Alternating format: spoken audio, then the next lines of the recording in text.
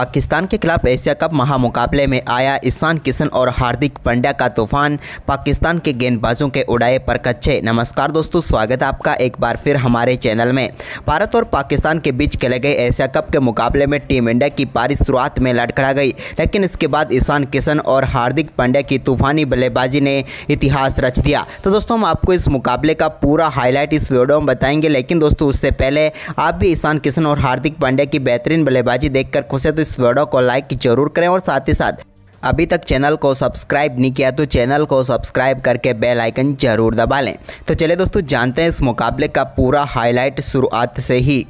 तो दोस्तों आज पहले खेले में भारत और पाकिस्तान के बीच महामुकाबला शुरू हुआ, जहां पर सिक्का उछाला बाबर आजम ने, लेकिन गिरा रोहित शर्मा के पक्ष में। रोहित शर्मा ने इस मुकाबले में टॉस जीतकर पहले बल्लेबाजी का फैसला किया।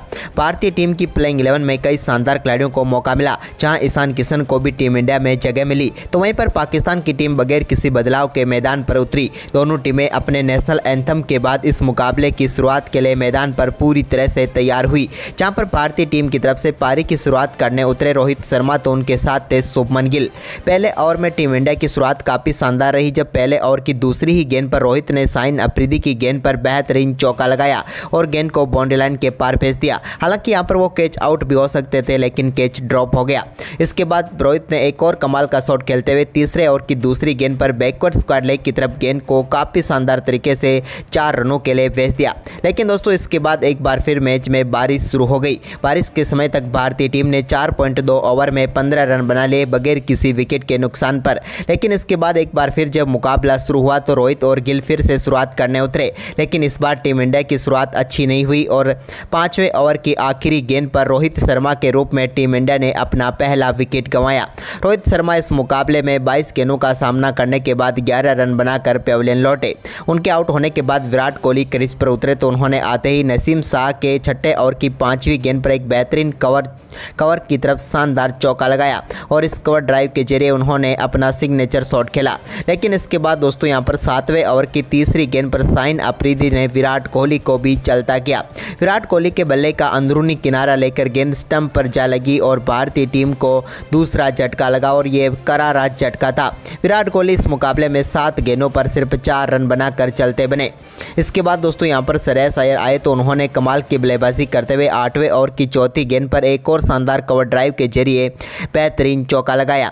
तो वहीं पर इसके बाद 8वें ओवर की आखिरी गेंद पर भी उनके बल्ले से फ्लिक शॉट के जरिए एक और शानदार चौका देखने को मिला मिडॉन की तरफ। इसके बाद 10वें ओवर की दूसरी गेंद पर शुभमन गिल ने अपना पहला चौका लगाया।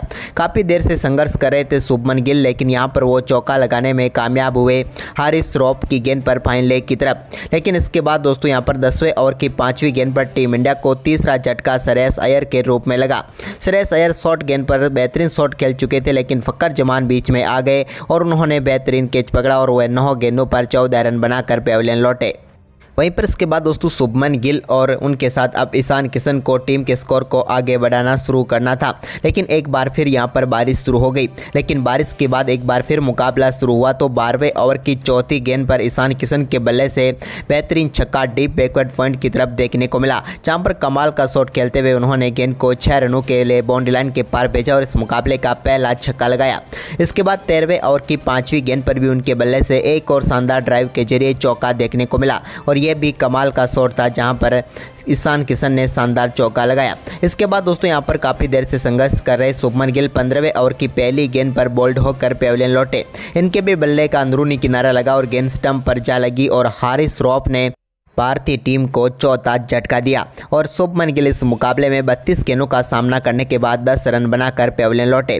इसके बाद हार्दिक पांड्या आए, तो उन्होंने आते ही पहली गेंद पर शानदार चौके के साथ अपना खाता खोला। हालांकि ये यहाँ पर मिसफील्ड जरूर हुई थी नसीम शाह से, लेकिन चौका यहाँ पर हार्दिक पांड्या को मिला। इसके बाद 16वें ओवर की पहली गेंद पर ईशान किशन ने कमाल का शॉट खेलते हुए एक स्ट्रेट ड्राइव के जरिए गेंद को 4 रनों के लिए भेज दिया। इसी ओवर में उनकी कमाल की बल्लेबाजी देखने को मिली, जब इसी ओवर की चौथी गेंद पर भी उन्होंने एक बार फिर स्ट्रेट शॉट खेला और इस बार मिडॉन के ऊपर से शानदार चौका लगाया और इस ओवर में 2 चौके जड़े। इसके बाद 17वें ओवर की पहली गेंद पर उन्होंने एक और फ्लिक शॉट खेलते हुए गेंद को 4 रनों के लिए भेज दिया। अब पूरी तरह से अपने रंग में आ चुके थे ईशान किशन। तो वहीं पर इसके बाद दोस्तों 20वें ओवर की तीसरी गेंद पर हार्दिक पांड्या ने भी एक स्वीप शॉट के जरिए गेंद को फाइन लेग की तरफ 4 रनों के लिए भेज दिया। तो वहीं पर इसके बाद दोस्तों 21वें ओवर की चौथी गेंद पर भी ईशान किशन के बल्ले से एक और शानदार चौका देखने को मिला, जहां पर इस बार उन्होंने गेंद को लेट कट किया और शानदार तरीके से बिहाइंड द स्क्वायर गेंद को 4 रनों के लिए भेजकर टीम इंडिया के लिए एक और चौका लगाया। और इस चौके के साथ ही अब हार्दिक पांड्या और ईशान किशन के बीच शानदार 50 रनों की पार्टनरशिप मात्र 52 गेंदों पर ही पूरी हो चुकी थी। इसके बाद हार्दिक ने शानदार शॉट खेलते हुए 25वें ओवर की चौथी गेंद पर शाहीन अफरीदी की गेंद को मिड ऑन की तरफ 4 रन के लिए भेज दिया और मिड विकेट पर चौका जड़ दिया।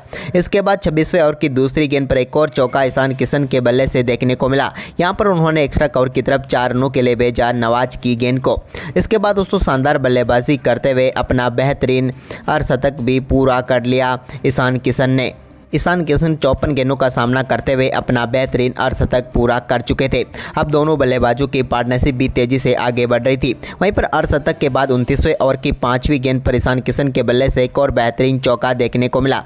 इस बार भी उन्होंने शानदार तरीके से शादाब खान की गेंद को 4 रनों के लिए भेज दिया।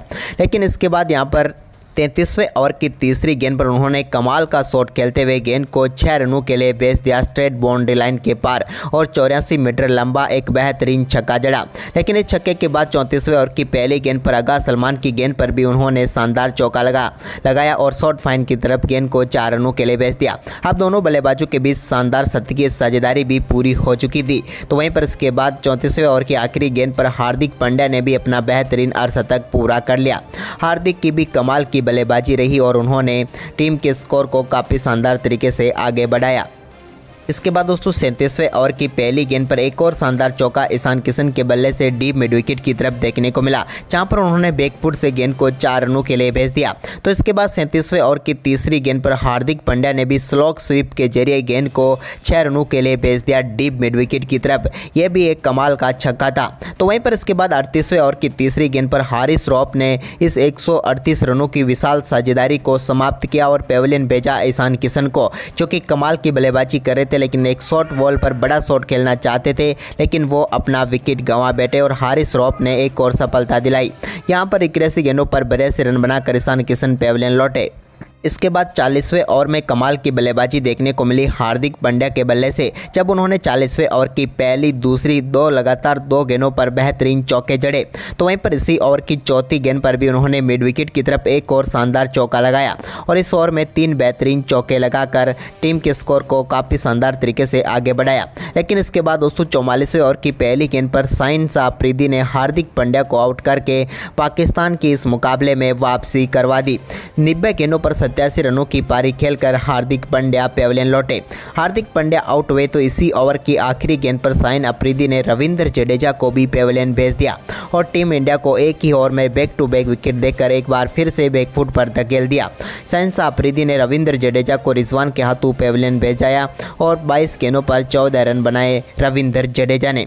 इसके बाद दोस्तों यहाँ पर शार्दुल ठाकुर भी 45वें ओवर की पहली ही गेंद पर अपना विकेट गंवा चुके थे, यानी कि भारतीय टीम ने 7 गेंदों पर अपने 3 महत्वपूर्ण विकेट गंवाकर इस मुकाबले में पूरी तरह से एक बार फिर वापसी की थी, जो एक बार फिर बैकफुट पर चली गई। इसके बाद जसप्रीत बुमराह ने यहां पर अच्छा परफॉर्मेंस किया और उन्होंने 46वें ओवर की दूसरी गेंद पर एक बेहतरीन चौका शाहीन अफरीदी की गेंद पर लगाया। तो वहीं पर इसके बाद कुलदीप यादव के रूप में टीम इंडिया ने 49वें ओवर की दूसरी गेंद पर एक और विकेट गंवाया। उनका कैच रिजवान ने पकड़ा और नसीम शाह ने उन्हें पेविलियन भेजा और भारतीय टीम को 9 वार झटका लगा।